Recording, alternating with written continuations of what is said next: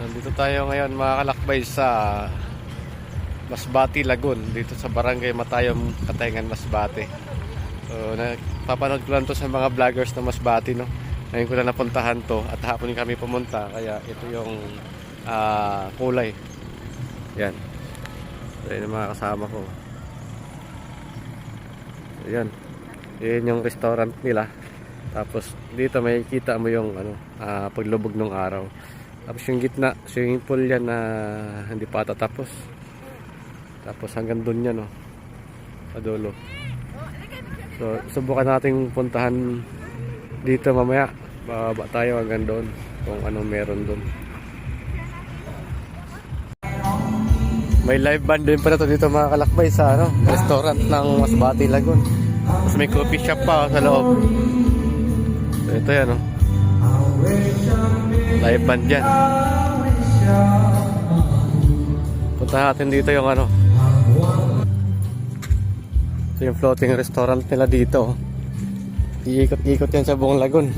Laki din parang sa Bohol lang. Ano tayo doon sa dulo? Lakad-lakad tayo dito. Mga turista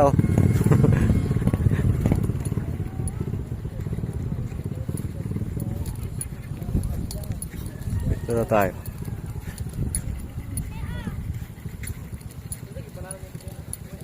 So kinuha pala natin yung video mga kalakbay is 5:45 ng hapon, Ito yung nahiging ambience dito sa kita yung sunset. Yung mga nakalutang na yan, nandiyan yung mga mamahaling lobster, pwede mo orderin para paluto at kayo nandun sa restaurant na yan. So ayan. So yan, doon tayo nanggaling kanina sa entrance. Punta tayo dito. Ito sa tabing dagat Ayan, so balikan natin dito yung oval na ginagawa nila. So ito yung pinaka-lagun. Ano lang to, man-made lagun lang to mga kalakbay. Ito yung #1 na tourist attraction dito sa Masbate ngayon. Masbate, Lagun.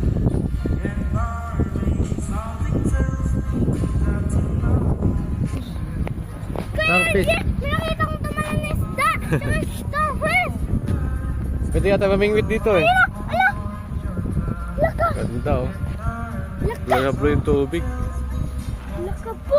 Starfish din to, dami. Alam mo, starfish ko ninyo.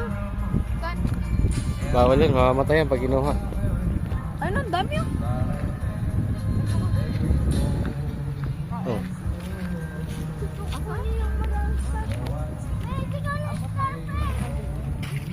Nakatayo dito sa unahan. Anong meron dito? So seaside talaga to mga kalakbay.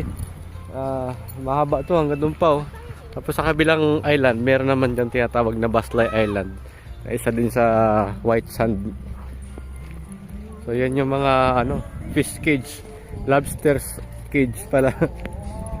Yan, inaalagaan yan dito. Ito, linaw ng dagat Kung inagahan sana natin, namingwit na tayo dito Babalik ka din Kaway Fleng. Wala ka kanina. Turista